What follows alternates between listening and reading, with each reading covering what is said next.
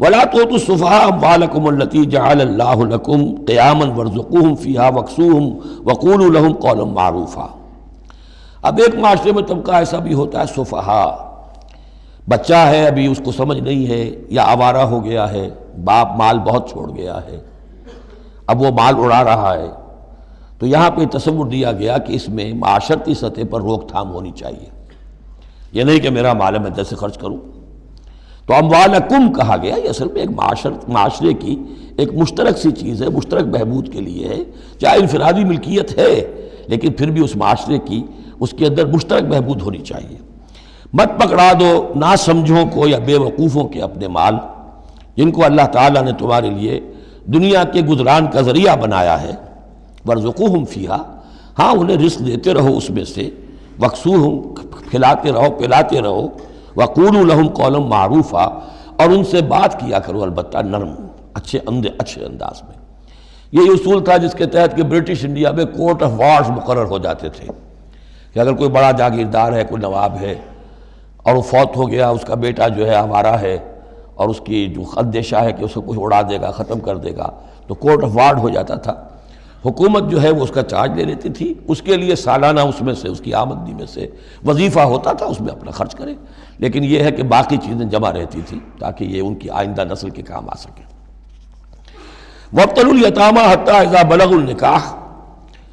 اور یتیموں کی دیکھ بھال کرتے رہو، جانچ پرکھ کرتے رہو، دیکھتے رہو کہ ان کے اندر کبھی شعور پیدا ہو گیا یا نہیں۔ فإن آنستم منہم رشدا، تو جب تم دیکھو ان میں کہ اب یہ باشعور ہو گئے ہیں، سمجھدار ہو گئے ہیں، فادفعوا الیہم اموالہم، تو ان کے اموال ان کے حوالے کر دو۔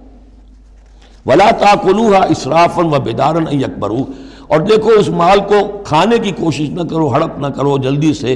کہ ایسا نہ ہو کہ بچے جوان ہو جائیں تو یہ مال تو دے ہی دینا ہے میں نے، تو اس سے پہلے جتنا بھی اس کو میں کھا جاؤں کھا لوں۔ ومن کان غنیا فلیستعفف، اگر کوئی جو ولی ہے یتیم کا وہ غنی ہے، اللہ نے اسے خود دے رکھا ہے، کشائش ہے اس کے پاس، تو پھر اسے یتیم کے مال میں سے کچھ بھی لینے کا حق نہیں ہے، پھر اسے یتیم کے مال سے بچتے رہنا چاہیے۔ ومن کان فقیرا، اور اگر کوئی خود تنگ دست ہے، محتاج ہے، اب ظاہر بات ہے وہ یتیم کی کوئی نگہداشت بھی کر رہا ہے، اس کا کچھ وقت بھی اس پہ صرف ہو رہا ہے، تو فلیاکل بالمعروف، تو معروف طریقے سے بھلے انداز میں، جو کہ معقول انداز ہو، اس میں سے اگر وہ یتیم کے مال میں سے کچھ کھا بھی لے تو کوئی حرج نہیں۔ اسلام کی تعلیم بڑی فطری ہے، اس کے اندر وہ بندشیں نہیں ہیں کہ جو ان نیچرل ہوں، جن پر عمل کرنا ناممکن ہو جائے۔ فَإِذَا دَفَعْتُمْ إِلَيْهِمْ أَمْوَالَهُمْ، اور جب تم ان کے مال ان کے حوالے کر دو، فَأَشْهِدُوا عَلَيْهِمْ، تو گواہ بنا لو کہ یہ چیزیں تھیں جو آج کی تاریخ میں میری تحویل میں تھی، آج تک میں نے ان کے حوالے کر دی۔ وَكَفَى بِاللَّهِ حَسِيبًا، باقی اللہ تعالیٰ کافی ہے حساب لینے کے لیے، یہ دنیا کا معاملہ ہے، اس کے لیے لکھت پڑھت شہادت، باقی اصل حساب تو تمہیں اللہ کے ہاں جا کے دینا ہے۔